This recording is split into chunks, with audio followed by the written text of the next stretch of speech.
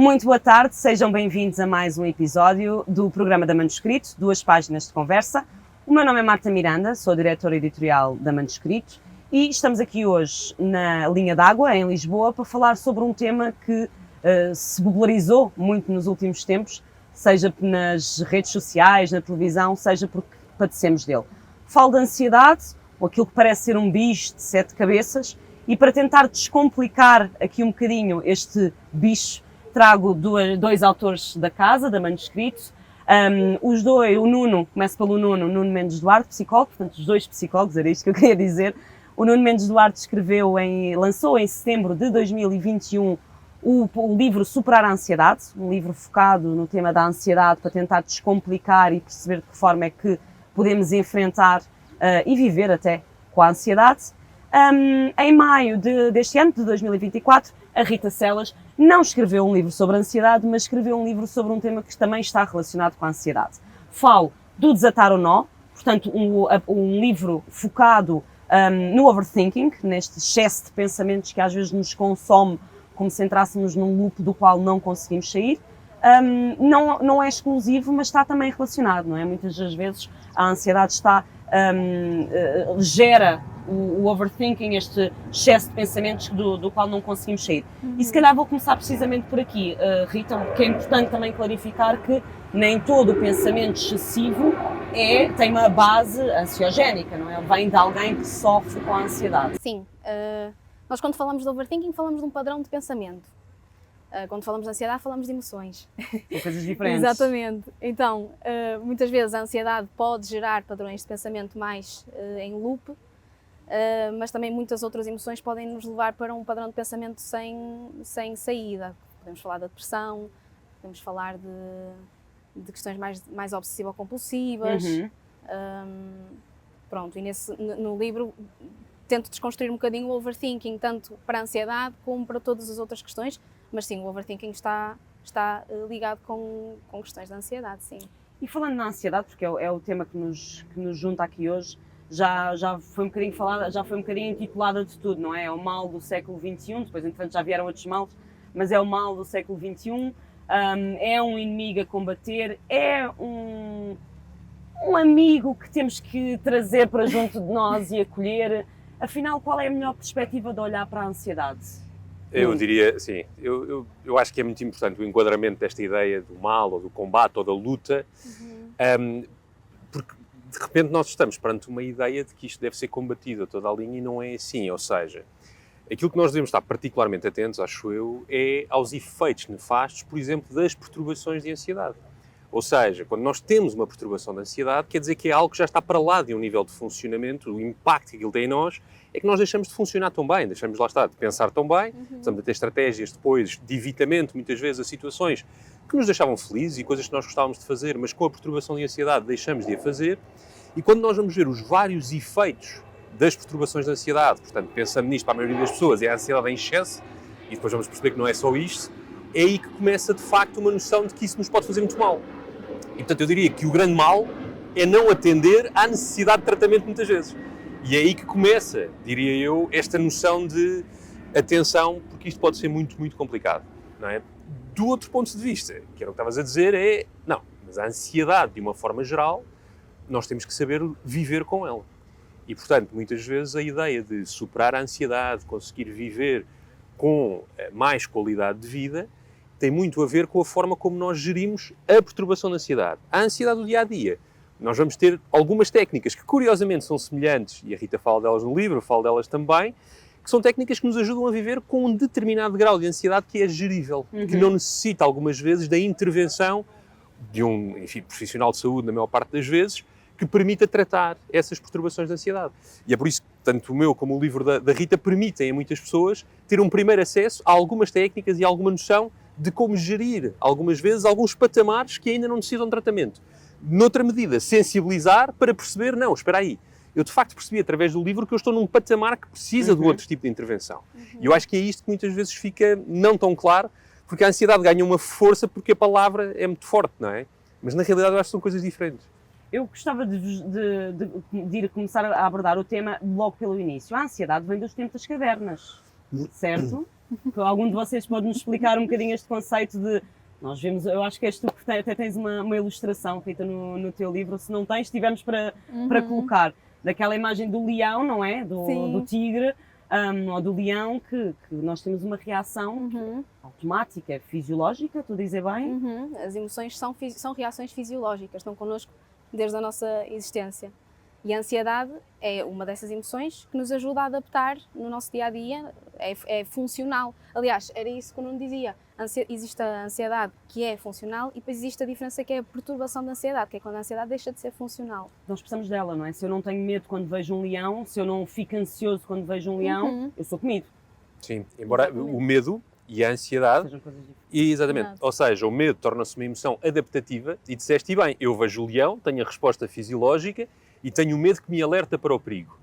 A ansiedade, de um ponto de vista normativo, é eu já ter aprendido, atenção que um leão é uma coisa perigosa. Exato. Portanto, tu já tens que saber algumas coisas e provavelmente, se souberes que por trás daquela árvore ali está um leão, a tua preparação para aquilo que é o leão que está lá é diferente. Qual é o problema da perturbação da ansiedade? É acordar todos os dias sem saber se o leão está lá ou não e estar sempre preparado e alerta para uma realidade que nem sequer pode existir. E eu diria que estes, se calhar, são os 3 patamares que ajudam a distinguir medo de ansiedade de perturbação da ansiedade. E, de facto, todos temos ansiedade, porque todos nós nos preocupamos ou temos alguma situação que queremos perceber.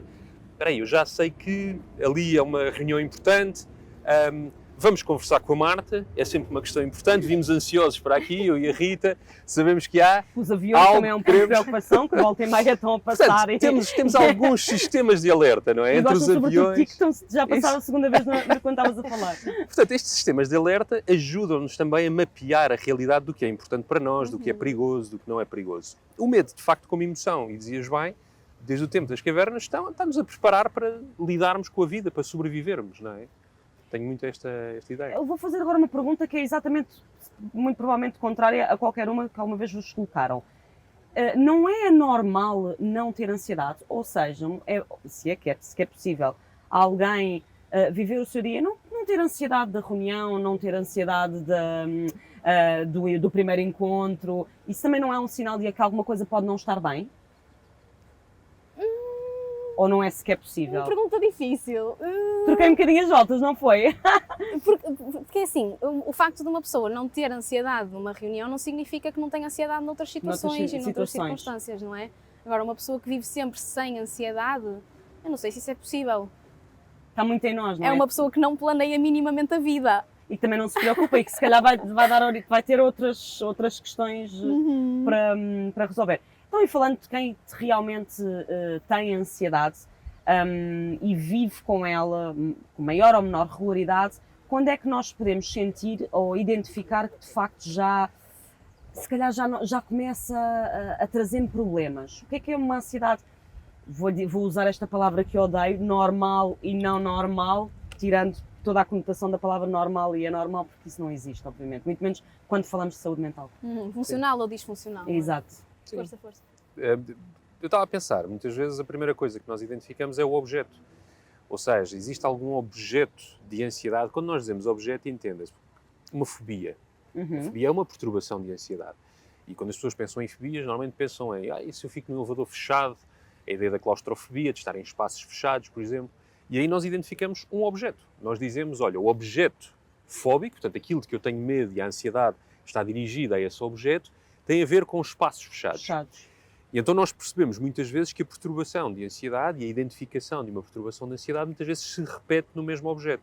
Seja porque é um objeto fóbico, seja, por exemplo, na perturbação de pânico, em que no fundo o objeto fóbico torna-se o próprio corpo, eu tenho ataques de pânico e aquilo que eu temo é exatamente a reação corporal, e portanto eu tenho este objeto, digamos assim, e usamos objeto, enfim, na nomenclatura em psicologia, mas é a ideia de que existe algo muito concreto e repetido e é sempre esse o foco da minha ansiedade. Mesma coisa com o desempenho, estávamos há pouco a falar nas reuniões. A ansiedade de desempenho é uma situação muito específica em que eu tenho que, de alguma maneira, desempenhar uma tarefa, uma função, apresentar alguma coisa e vivo essa experiência com muita ansiedade. E aí vem a segunda categoria, que é o que é isto da muita ansiedade?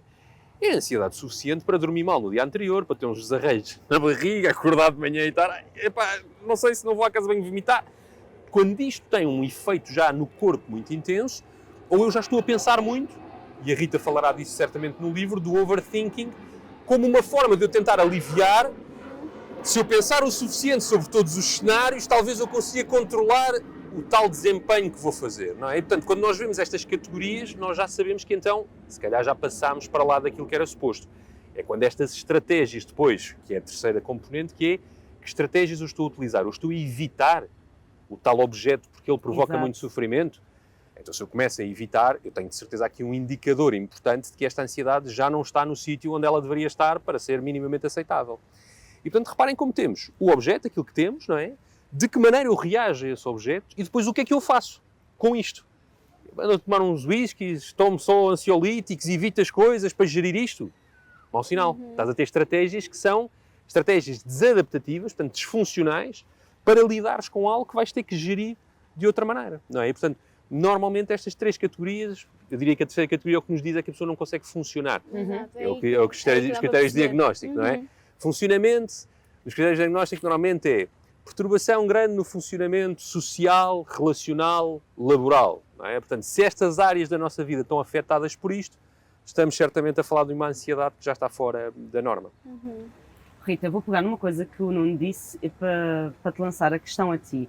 Então, e pensar em potenciais problemas não é bom? Ou seja, se eu tenho uma reunião, não pode ser bom eu na véspera pensar, e se aquele colega que eu não gosto disser isto, como é que eu reajo? E se o meu chefe não gostar, o que é que eu vou dizer ou como é que eu me vou justificar? Não pode ser bom prever, tentar antecipar cenários? O tal planear, sim, sim. Agora, a forma como me deixa eu pensar sobre esses assuntos, quão tempo é que eu despendo a pensar no que é que eu posso responder, no que é que eu poderia ter respondido. E há bocadinho também ia dizer uma coisa que acho que é importante, voltando à tua pergunta anterior, Sim. que é quando é que nós podemos perceber que a ansiedade é realmente um problema. Muitas vezes nós nem conseguimos ter noção de que ela está, de que nós somos pessoas ansiosas. Nós já funcionamos assim desde sempre, nós nem sequer conseguimos, nós identificamos-nos com a ansiedade, nós relacionamos com a ansiedade. Eu sou ansiosa, lutar contra isto seria lutar contra mim. Que já começa a afetar vários campos da nossa vida, não é? Quando tu tomas consciência. É mais nos mecanismos que nós utilizamos, ou seja, conseguir perceber que os mecanismos que nós utilizamos, o evitamento, o tomar ansiolíticos, perceber por aqui que se calhar está alguma coisa que precisa de ser atendida. E agora voltando à tua pergunta, desculpa. Eu perguntava-te se não pode ser bom antecipar cenários. E tu respondias-me que depende, não é? Exatamente. Depende de quanto tempo é que eu estou a pensar sobre eles. E acima de tudo, era aí que eu gostava que tu explorasses. O que é que eles nos fazem sentir, não é? Porque Exato, e agora voltando aqui à relação que eu tenho com a ansiedade e com essas questões, porque quando eu me questiono se aquele meu colega me disser isto, se me disser aquilo, como é que eu vou responder? Se depois, entretanto, criarem ali um conflito e eu não souber responder, e ele vai começar a tentar fazer-me a folha, não é? Exato, sim. Qual é que é a relação que eu também tenho comigo? Qual é que é a perspectiva que eu tenho sobre mim e sobre as minhas competências? E o que é que está aqui na base destas dúvidas, não é? Muitas vezes esta questão do overthinking também roça muito na relação que eu tenho comigo, na perspectiva que eu tenho sobre mim. E, portanto, é bom planear. Se eu conseguir encontrar soluções, se eu vir em mim uma solução possível de resolver. Gravar na rua tem destas coisas, tudo pode acontecer, pronto, e há sempre turistas a passar. Desculpa Rita, Sim. Continua. Eu ia acrescentar, estava a ouvir falar e estava a pensar naquilo que tu sentes, não é? Aquele mal-estar na véspera, do que quer que seja, pode ser uma reunião, pode ser outra coisa qualquer, e de repente é físico, não é? A ansiedade é física. Podemos falar um bocadinho agora sobre isto, quando é que os sintomas que já começam a atacar-nos, falaste há pouco de alguns, mas esta sensação de mal-estar, isto é um padrão comum ou frequente a quem está a sofrer de ansiedade? Sim, é bastante individualizado também. Os sintomas variam muito de pessoa para pessoa. Há pessoas que sentem ânsia. E também depende, porque podemos falar de ansiedade, ataques de pânico, ou seja, os sintomas do ataque de pânico, e os sintomas de uma ansiedade, de um stress constante, dor nas costas, sim. Questões crónicas de estômago, ou então os sintomas mais do ataque de pânico, aceleração do ritmo cardíaco. Qual é a diferença, Rita, para quem não nos está a ver do outro lado e às vezes não é muito clara esta diferença entre ter ansiedade no momento, ter uma ansiedade continuada, não é? Que não desaparece e que é persistente um bocadinho mais, um bocadinho menos, mas está sempre ali, e um ataque de pânico, que é outra coisa completamente diferente. Quais são as diferenças? Sim, então, a ansiedade mais persistente tem a ver mais com o estilo de vida, com aquilo a que eu estou habituada, a forma como eu estou habituada a funcionar. Lá está aquilo que nós estávamos a falar um bocadinho, a forma como eu me relaciono com a ansiedade. Às vezes nem sequer me apercebo, tenho dores nas costas há anos, tenho uma gastrite crónica, nem sequer tenho noção que sou uma pessoa ansiosa, e se calhar estas coisas podem estar relacionadas com isso. Sentir ansiedade porque amanhã vou ter uma apresentação e, portanto, estou aqui mais ansiosa, tenho que me preparar, ou um ataque de pânico que é, estou numa situação que muitas vezes nem tem necessariamente um elemento fóbico, mas entro ali num pico de... muitas vezes isto até começa num sintoma, começo a sentir o meu coração a acelerar, começo a panicar com o coração a acelerar, começo a suar, estou a panicar com o coração a acelerar e com o suor, e quando dou por mim já estou aqui a achar que vou morrer, que estou a enlouquecer, que minha Nossa Senhora. Pronto, e aí é o típico ataque de pânico em que os sintomas se manifestam de forma bastante aguda, mas num curto espaço de tempo, passado 2, 3 minutos, já consigo estar estável. Só fiquei bastante assustada que volta a acontecer, por exemplo. Exato. Depois entramos noutra etapa, não é? Que é o medo de, e se eu tenho um ataque de pânico quando vou gravar aquele programa que tenho amanhã, e se tenho um ataque de pânico no trabalho, em casa, com os meus filhos, não é?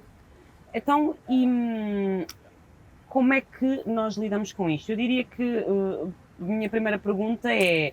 A minha primeira sugestão, como vossa editora, que eu só aprendi convosco, é reconhecemos, não é? Reconhecemos que não é normal eu ter dores nas costas crónicas, ou não é normal eu viver com o coração acelerado.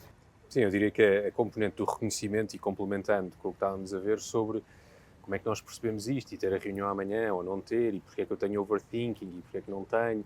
Quer dizer, a maior parte das pessoas vai crescendo habituando-se a ser assim. Eu digo, eu sou assim. E a diferença é muito difícil de perceber, exceto se for de repente um ataque de pânico, que a grande confusão é porque é que isto me está a acontecer e o que é isto. Mas se eu tiver uma perturbação da ansiedade generalizada, eu tenho overthinking, ou seja, a perturbação da ansiedade generalizada, eu tenho uma preocupação persistente relativamente a várias coisas. Claro. O que é que eu habituei a dizer que eu sou preocupado? E, portanto, muitas vezes o reconhecimento vai ter que ter várias coisas lá, que é, eu tenho que perceber esta preocupação, mas se eu tenho dores de costas ou gastrite, que normalmente acontece na perturbação da ansiedade generalizada, quer dizer que eu estou a ter um efeito da ansiedade no corpo, e depois normalmente eu perceber que se começa a ficar sem energia, desgastado ou mais irritável, também é possível eu ter esta dificuldade. Portanto, eu diria que muitas vezes são depois os profissionais de saúde que vão ser capazes de diferenciar, e é bastante difícil muitas vezes diferenciar, por exemplo, stress crónico que leva a burnout de uma perturbação da ansiedade generalizada, e, por exemplo, a diferença entre uma perturbação da ansiedade generalizada e depressão, até que, por exemplo, mecanismos que acontecem como eu estar a pensar muito e muito preocupado, eu também vou ruminar sobre o que é que fiz, e na depressão eu vou ruminar, vou pensar, eu devia ter feito, se calhar não devia ter dito aquilo, e se eu tivesse feito diferente, se calhar acontecia isto. Portanto, são pessoas que vivem muito nos cenários do que eu devia ter feito, do que eu se calhar vou fazer e o que é que vai acontecer.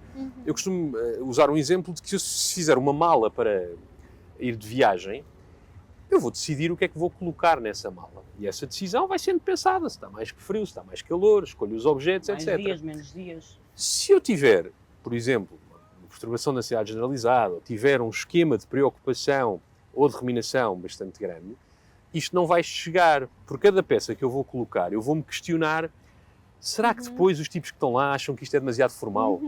Se calhar não. Será que depois chove e eu não levo uma gabardine? Será que no final do jantar depois está frio e eu quero ir a algum lado e não vou, e depois se eu digo que não, os tipos vão achar que eu não sei o quê? Isto era uma chatice eu não ir, porque eles depois iam achar que eu de facto estou-me a cortar.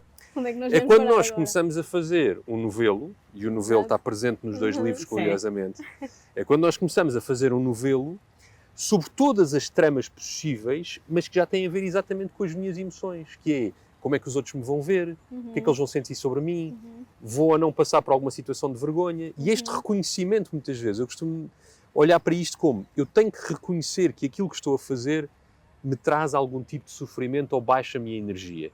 E esse é o maior sinal. Eu tenho que começar, quase todas as perturbações vão nos levar a uma sensação de baixa de energia, de baixa, não temos tanta motivação muitas vezes, sentimos um peso Portanto, sempre que há esta sensação, seja o que for, eu aconselho as pessoas a procurarem pelo menos uma primeira consulta para uma diferenciação.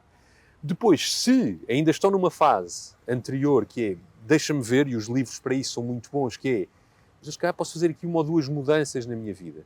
E tu perguntavas, no fundo, reconhecemos e a seguir reconhecemos, temos que fazer, espera aí, tenho que controlar aqui qualquer coisa. Se calhar eu consigo fazer umas respirações, o relaxamento, a meditação. Se calhar são umas práticas iniciais em que eu já começo a reconhecer não só este conjunto de sintomas que me estão a fazer mal, mas reconhecer o que é que em cada sintoma eu consigo trabalhar. Se eu começo a perceber que a respiração não está boa, então eu vou a este sintoma controlá-lo um bocadinho. Se eu começo a perceber que é uma coisa mais de pensamento, eu começo a aprender umas coisas sobre meditação para me habituar a ver pensamentos, a reconhecer pensamentos. Então já não é reconhecer a perturbação, é reconhecer as características da perturbação que devem ser reguladas. E, portanto, nós vamos reconhecendo aos poucos também que tipo de coisas fazemos. Estive a ler e, de facto, exercício físico 3 vezes por semana parece que modifica aqui um bocadinho o eixo da energia. Olha, dei por mim, de facto, com a reunião da manhã e a estar preocupado, pus-me a ver Netflix, não queria preocupar com nada e desligar a ver se não ligava a isto, e são 2 da manhã e eu tive um sono péssimo. E começo a perceber, eu estou a ter um sistema permanente de mudança completa do meu sistema de energia. E, portanto, estas pequeninas coisas a seguir ao reconhecimento, eu posso começar a agir ainda muitas vezes antes de procurar um profissional de saúde, se não tenho ainda vontade, disponibilidade, capacidade, sei lá, várias palavras que nós podemos usar para quem, há pouco tempo, via um estudo que dizia que muitas pessoas, quando procuram saúde mental, o tempo de pesquisa, procuram profissionais de saúde mental, o tempo de pesquisa chega a estar entre 6 meses a 1 ano. Ou seja, até à tomada de decisão de marcar a consulta, muitas vezes as pessoas já viram a informação, já reconheceram, já foram buscar. E estes 6 meses a 1 ano, e isto digo para a maior parte das pessoas que me estão a ouvir, cuidado que muitas vezes é um agravamento desnecessário. Eu costumo dizer, ouça, vá a uma primeira consulta sem compromisso, é melhor ir a uma primeira consulta e dizer assim, olha, esse cara não tem nada, está bem, mas vá lá ver. Vá a uma primeira consulta. E a seguir, se o psicólogo estiver do outro lado, também tiver a capacidade de ver, diz, olha, você está ótimo, não precisa de nada. Eu costumo dizer, uma das grandes dificuldades dos psicólogos é olhar para alguém e dizer, está ótimo, não precisa de nada. É melhor não mexer. Exato. Está a ver? Porque as pessoas também têm esta ideia que é, eu vou a um psicólogo, eu vou sair de lá com um plano de tratamento, é impossível ir a um psicólogo e ele dizer-me, não, você está porreiro, está ótimo. E eu brinco com isto, porquê? Por causa dos objetivos. Eu posso estar aflito e dizer, olha, eu tenho este objetivo que é sentir um bocadinho melhor. Ou eu chegar lá e dizer, olha, eu estou preocupado se isto, e o psicólogo dizer, olha, não, isto é uma coisa que está a acontecer, um monte de gente tem, do que estive a ver não está em risco, experimente fazer isto e isto e a gente vê-se daqui a uns 6 meses ou assim, ou dê-me um toque por e-mail.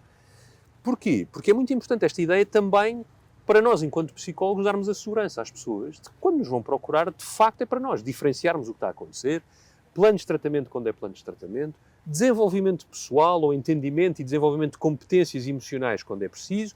Portanto, há tanta coisa que um psicólogo pode fazer que é muito importante que as pessoas saibam que ir ao psicólogo não é dizer, pronto, eu agora fico lá 6 anos, vida, 6 anos em terapia. A falar da minha mãe. Não é isto. É muito importante. É muito estigma. Desmistificar este tipo de questões eu acho que é essencial para as pessoas saberem o que é suposto encontrar no psicólogo.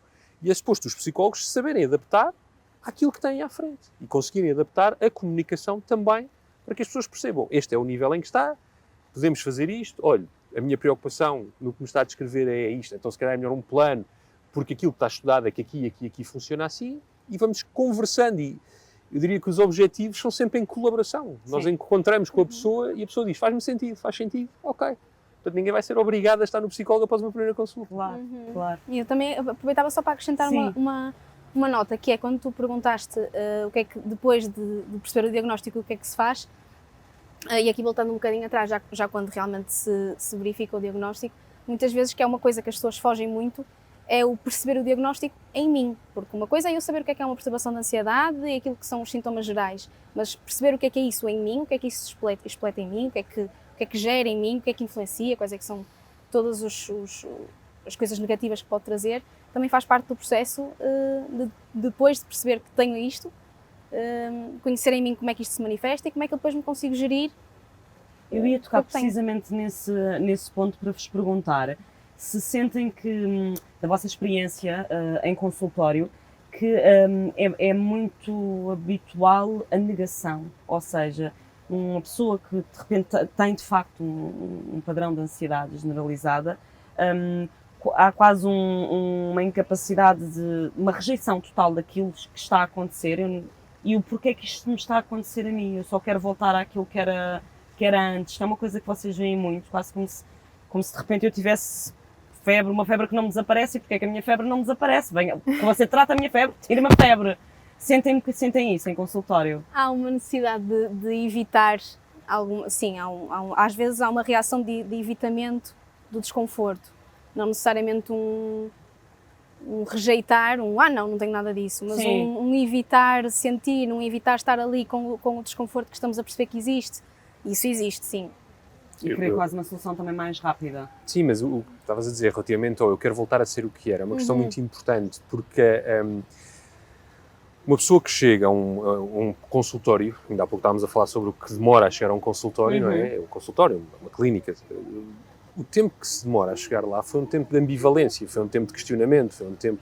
Portanto, a partir do momento em que a pessoa chega a uma primeira consulta, tem uma coragem em estar numa primeira consulta para poder dizer, olha, eu não me sinto bem com isto, e muitas vezes o que é difícil é aquilo que estavas a dizer, que é eu quero voltar ao que era antes, eu percebo que há aqui qualquer coisa que não está bem, eu não quero isto.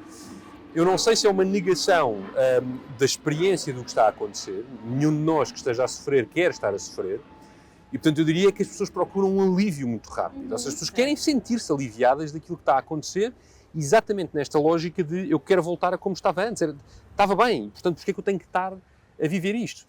E portanto aí é preciso muito cuidado na abordagem, nas consultas, para conseguir, em primeiro lugar, respeitar esta ambivalência, esta ideia de talvez eu ainda não esteja a perceber o que me está a acontecer e, portanto, é muito precipitado algumas vezes, por exemplo, uma categoria diagnóstica às vezes não é útil imediatamente para a pessoa, convém, em primeiro lugar, dar-lhe sentido à experiência do que está a acontecer, ela quase que anuir e concordar e dizer sim, isso faz-me sentido. Pois, eu de facto ontem e no mês passado, e isso aconteceu-me, isso está-me a acontecer.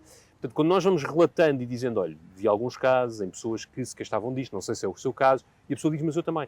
E eu renoto isto. E nós dizemos, olha, neste conjunto de casos, normalmente, é muito importante porque a literatura dá-nos informação sobre o que é, nós temos uma visão, mas a pessoa não está lá. Claro. E, portanto, é importante fazer esta ponte entre a informação que o profissional tem, a ausência desse conhecimento e a grande dificuldade em psicologia, que é não espetar com o conhecimento em cima da pessoa, quando, obviamente, não é suposto, nem é assim que se deve fazer. Portanto, eu diria que a negação é no sentido do alívio, ou algumas vezes, mas eu acho que isso é mais, e a Rita estava a falar disso e bem, acho que é se calhar às vezes um bocadinho mais à frente na terapia, em que nós vemos o não querer tocar em determinadas emoções, ou estar desconfortável porque começa-se a aceder a algum conteúdo, a alguma situação, ou que a pessoa se emociona, ou que sente tristeza e não percebe, e achava, não, mas o que é isto? O que é que está aqui a acontecer? Portanto, muitas vezes em psicoterapia há a ideia de que se sentem emoções, que se têm pensamentos de mas isto não é importante, não? E aí sim, a tentar, mas pronto, se calhar agora arrumávamos isto.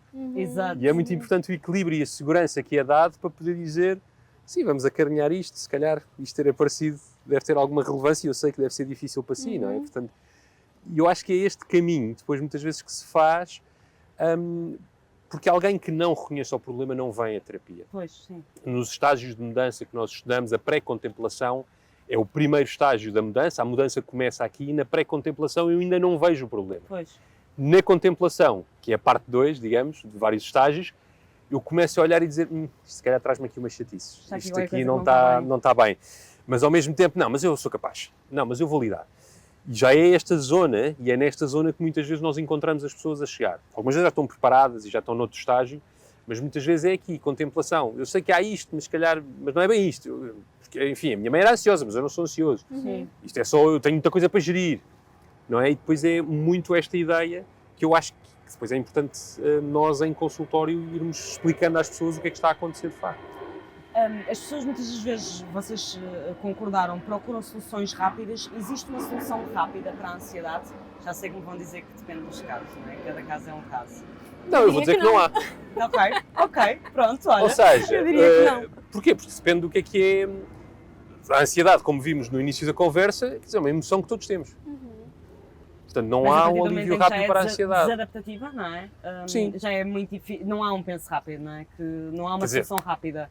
Há um penso rápido para, de repente, quando está numa crise ansiosa, eu acho que toda a gente sabe, porque senão não tínhamos as vendas de benzodiazepinas e de Claro. ansiolíticos que temos em Portugal, toda a gente sabe que um ansiolítico tomado num determinado momento, se quisermos, é o penso rápido para aquela crise de ansiedade. E há pensos rápidos, são disfuncionais, o evitamento. Sim, claro, o excesso de Exato. álcool. Exato, Exatamente. mas é que é essa a questão, ou seja, muitas vezes é possível o alívio instantâneo, o problema é que muitas das estratégias instantâneas ou a curto prazo não vão ajudar a superar a ansiedade a médio e a longo prazo.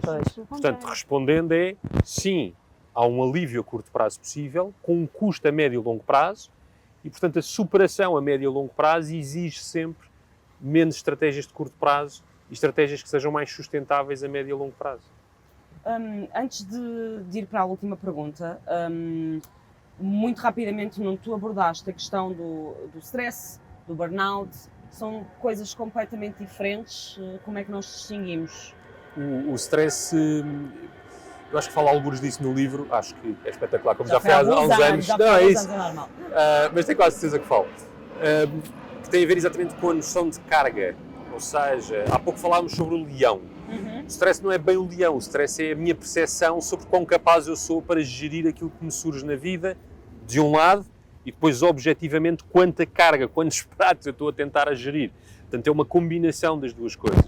Uma vida com significado é uma vida com stress, e não sou eu que digo, é a Kelly McGonigal. Que é para depois não dizerem que eu estou a fazer plágio. E uma vida com significado é uma vida com stress, porquê?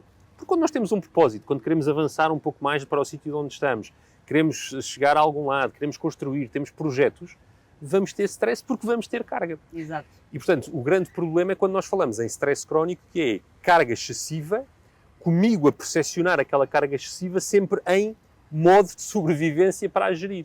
O final do estágio do stress crónico chama-se burnout. Mas o burnout é um dos estágios de stress crónico. Portanto, aquilo que nós vemos no burnout é uma pessoa esgotada, exaurida, que chegou lá nesta percepção de que é muita carga a olhar e a dizer eu não sou capaz, ou isto é demais, e aí com reações de ansiedade. Ou seja, nós encontramos em situações de stress elevado depois uma experiência de ansiedade, de preocupação.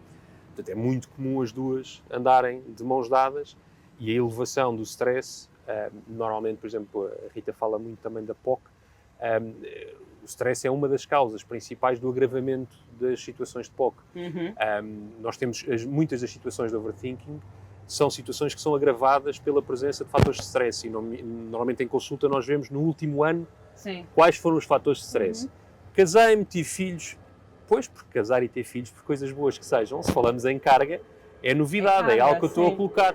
Portanto, se nós formos ver, houve doença, houve stress, houve divórcio, houve casamento, houve filhos, houve uma promoção, houve uma mudança no trabalho.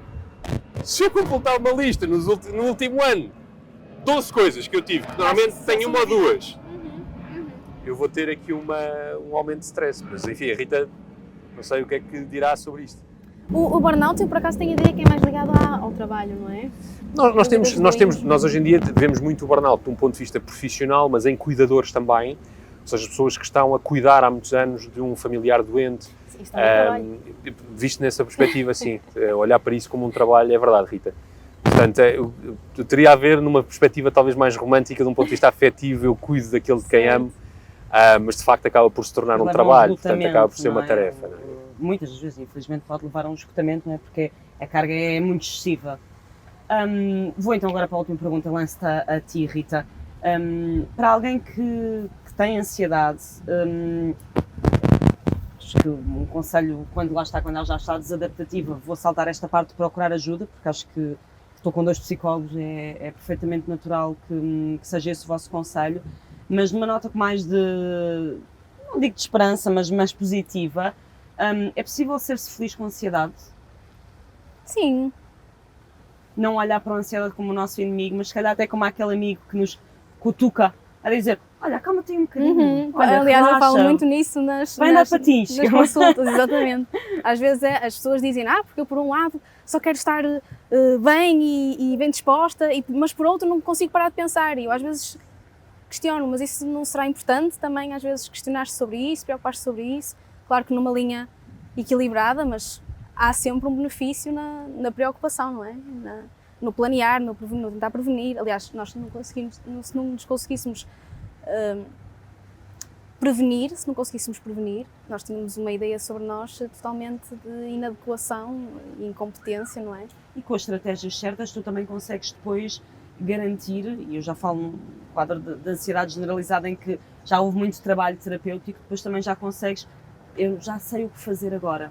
O meu corpo está a dar-me estas reações, mas eu já...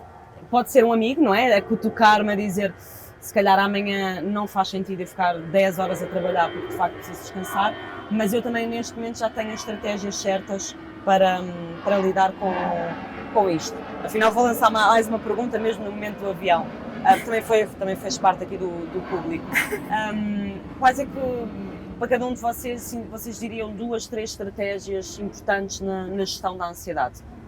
Podes começar tu, Rita, que depois terminou, não? Olha, uma delas é questionar às vezes os nossos pensamentos, não é? Perceber qual é o pensamento base que me está a criar preocupação ou ansiedade e questionar-me sobre ele. Será que faz sentido? Será que há factos que fundamentam este meu pensamento que me está a criar ansiedade? Que factos é que o contrariam? O que é que aconteceria no pior cenário? Como é que eu conseguiria lidar com isso? Ou há um cenário sequer que eu possa planear ou que eu tenha influência nele? Portanto, questionar os pensamentos acho que é uma das estratégias. Escrever, fazer um diáriozinho, como é que eu me fui sentindo ao longo do dia, o que é que me foi preocupando, o que é que não foi, coisas boas, coisas más, para também estar mais centrada em mim. Si, não é? Uhum. E também costumo usar uma estratégia que funciona sempre muito bem nos ataques de pânico, que é o grounding. Ou seja, quando eu sentir que quando eu me estiver a focar nos sintomas que me estão a fazer achar que eu estou a ficar maluca, focar-me em elementos à minha volta, flores rosa, flores amarelas, relva verde, pedras cinzentas, e aí focar a atenção para outros elementos que não estes mais ansiógenos. Sim, o que a Rita estava a dizer, por exemplo, em relação ao grounding, nós quando pensamos em estratégias para a ansiedade, muitas vezes pensamos em estratégias de controle. Não é? Portanto, numa primeira linha, em pensar em controle, eu pensaria na respiração abdominal. Ou seja, eu diria que é a estratégia que vem em mais sítios e que muitas vezes é a mais difícil das pessoas saberem de facto como é que se faz respiração abdominal. Portanto, eu diria que era muito importante as pessoas perceberem como é a respiração abdominal, porque ela faz regular imediatamente o nosso sistema nervoso autónomo. Depois podem ver no meu livro o que é o sistema nervoso autónomo, mas é essencialmente tudo aquilo que nos faz bater o coração, a respiração, e conseguir normalizar isso. A ideia do grounding para mim é importante porque, como estamos a falar de controlo, é exatamente a ideia de que eu saio do que está a acontecer cá dentro e vou buscar segurança fora de mim. Portanto, eu concordo com a Rita e acrescentaria muitas vezes até coisas físicas, ou seja, as pessoas terem mesmo a sensação de textura e sons. Eu tenho muitos clientes que falam da importância do som. Hoje tivemos vários sons que nos mantiveram bem na terra aqui. Sim. Não é? Entre o repuxo lá atrás, os aviões, as pessoas que foram passando, todos estes sons nos fazem estar de alguma maneira fora. Ou seja, ajudam-nos também muitas vezes no controle da ansiedade e a sair. Se eu estiver com uma crise de ansiedade, ou eu já estou a trabalhar, não no controle, mas no começar da aceitação da ansiedade, que é um bocadinho mais à frente, se eu fechar os olhos e estiver só dentro de mim, a probabilidade de eu ficar mais aflito é maior. E, portanto, tudo aquilo que seja estar fora. E há uma questão essencial, que é a conexão ao outro. Sim. Ou seja, encontrar alguém, conversar, telefonar a um amigo. Portanto, a regulação da ansiedade através do conforto social. Portanto, eu diria que estas seriam as minhas 3 estratégias para fecharmos estes nossos 2 páginas de conversa. Tão bem. Nuno e Rita, muito obrigada. Muito obrigada a vocês que estiveram desse lado a ouvir-nos, estas 2 páginas de conversa. Encontramos-nos no próximo episódio e já sabem, a ajuda existe, seja necessário 6 meses ou 1 ano, procurem-na porque ela está lá para vos acolher. Muito obrigada a vocês. Obrigada. Muito obrigado.